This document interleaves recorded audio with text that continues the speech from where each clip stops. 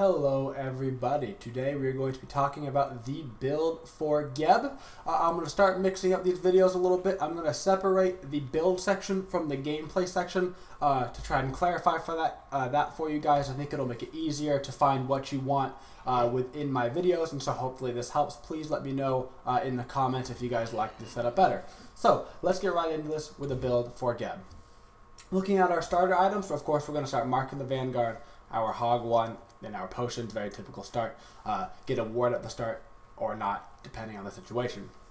So, looking at our first real items here, we have options: Wingblade, Shoes of Focus, and Reinforced Shoes. Wingblade gives us health and movement speed, Shoes of Focus gives us cooldown and movement speed, and Reinforced Shoes gives us crowd control reduction, a little bit of health and the movement speed. So what are we getting these in what situations? Shoes of Focus you're typically going to get if you're ahead, right? You're ahead, you don't necessarily need the tankiness because you're already going to get into your later items faster. Maybe you got a first blood, you got an early kill, you guys got an early gold fury, or whatever the situation may be. That'll help out your team because you're getting out more shields and more crowd control. Wingblade if they have a lot of slows, right? Poseidon's a top pick right now, and Poseidon is really hard for supports to get out of. No beads, no Aegis. If you get Whirlpooled plus Kraken, it's going to hurt really bad. But if you have Wingblade and you get Whirlpooled, you're going to speed yourself right out of that. Xbalanque, really high and better right now. Poison Dart, slow. Yeah, stuff like that. Cupid, he slows. All those characters right now that are really in the meta have a lot of slows, so think about picking up Wingblade in that case. If they don't have a lot of slows on their team, then perhaps think about getting Reinforced Shoes. Very strong right now. Crowd control reduction is going to help early to get you out of some of that CC as well, just not necessarily as efficient as Wingblade if it slows. Your core item, of course, pretty much the same on all supports. Sovereignty, first, if the situation calls for it, pretty much 80% of the time you're going to be looking at it. If their team is really heavy in the magical damage, they have a Chronos ADC, they have a Freya ADC, they have a Freya jungle, they have a Poseidon middle, whatever. They have a lot of magical damage. Think about getting Heartward first, but generally you're going to be getting Sovereignty first. Then, of course, whichever one you don't get first, you're going to work your way into the other one. This is going to give your allies both the auras, which is very strong. They're going to have the MP5, the HP5, the magical protection, physical protection, and both items are relatively cheap at 2,100 gold. Magi's Blessing, you have to get that, especially on support. Helps you secure those objectives. It's not as good as it used to be, but it's still a pretty good item. Gives you a lot of health, gives you a couple protections, and really you're getting it for the passive for that shield. As far as other defensive item goes toward the late game, of course, you're looking at your situational items, Midgardian Mail, Witchblade, Pestilence, things to help out your team. Or, if you don't necessarily need any of those items, you're looking at probably a Soul Reaver, burst damage on a squishy target. If you initiate in the back, you hit the Artemis, all of a sudden she did 15% of her health, plus you got your Cataclysm on her, which is 20%, now all of a sudden it's like 30% of her health gone. Good stuff there. As far as actives go on Geb, something a lot of people don't think about right now is how hard it is to initiate on certain supports without Blink. Geb almost always needs Blink. Sylvanas almost always needs Blink. Why is that? They have no way to get into the team fight really without Blink. Athena can dash in and she's in the fight. Sobek can pluck in and he's in the fight. Bacchus can jump and he's in the fight. Ymir needs Blink. He has no way to get in the fight, right? So, if you can't get Blink, it's because they have a ton of healing and you had to get a Weakening Curse. They have a Ra middle and an Aphrodite solo. They have a Chang'e solo and a Sylvanas support. Something like that. You have to get the Weakening Curse sometimes, but try to think about it and you're picking in band stage at their team comp for picking your support. We're going to look at some of these matchups here for Geb, so we're going to go back here towards the other supports. We're going to go through these and talk about these matchups individually. Geb versus Ares. You win the lane clear pretty easily. They can play aggressive on you depending on their team comp, what ADC he has with him, but you should win the lane.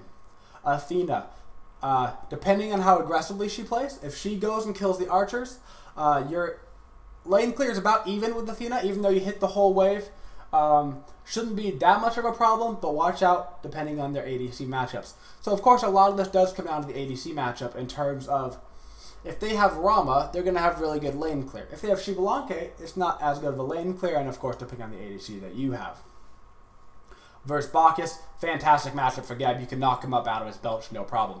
Kabrakan doesn't get played, you guys don't have to worry about it. Hades doesn't get played, don't got to worry about it. If there's a Kumbhakarna in your lane, congratulations, you just won the game. Sobek. Sobek isn't the easiest matchup for Geb. You can get plucked fairly easily, and you don't have the easiest way to get out, but it is a very risky lane for Sobek. If he misses a pluck, make sure you punish him for it. If he hits the pluck, shield yourself and try to get out as fast as you can. Don't necessarily try to hit them inside of their minions. The archers do a lot of damage early game. Sylvanas, you're not going to win the lane. Sylvanas will outpush you, especially if he gets the purple buff early game like he should. His auto attacks hit really hard. Even if you harass him, he's going to heal it up. You can't do anything about that lane. Same thing with Ymir. You can't win this lane. Ymir's going to outpush you. His push is better. His aggressiveness early game is better. You have to let the lane go. One other matchup that I want to particularly talk about with Geb is Guan Yu. Guan Yu is the hardest counter really to Geb because Guan Yu's lane clear, Talon Assault, which is one of the best lane clears in the game, does not get stopped by the knockup from Geb. So that means you cannot take away his clear. You would have to have like an Apollo with you to mez him out of the clear. Apollo's not that strong right now. Apollo would have to put himself out of position in order to do that. Guan Yu very viable against Geb and against Sylvanas for that matter. Looking finally here at the skills and what you're looking at with Geb, what you're going to look to get first. One of the reasons why Geb is so strong right now is his passive. With how strong ADCs are right now, of course, they're building crit damage again. They used to be building, the kin size build, but now they're doing crits again. And of course, Geb takes only 25% bonus damage from crits compared to 100%, which is ginormous for the end game. Your skill you're going to get first and generally rank up to max first is Shockwave. This is your knockup, has a ton of base damage. It's a cone in front of you, pretty decent scaling. Wonderful skill. The skill you're generally going to get second is Stone Shield. This is your shield that you give to people, which gives them bonus health. It's also a CC cleanse, which is the best part of the skill. They get stunned by a Isis. You shield them out of that. Now they can get away from the Wind Gust, etc. Works on all CC. Fantastic skill. You're going to rank, like I said, Shockwave up first, so you're going to get this to level 3, typically level 4. You're going to get Rollout. This is going to allow you to get to the mid-Harpies before they spawn, quicker than the other support. Even if you don't have lane control, you can generally roll out to the mid-Harpies before they spawn because of how fast this makes you.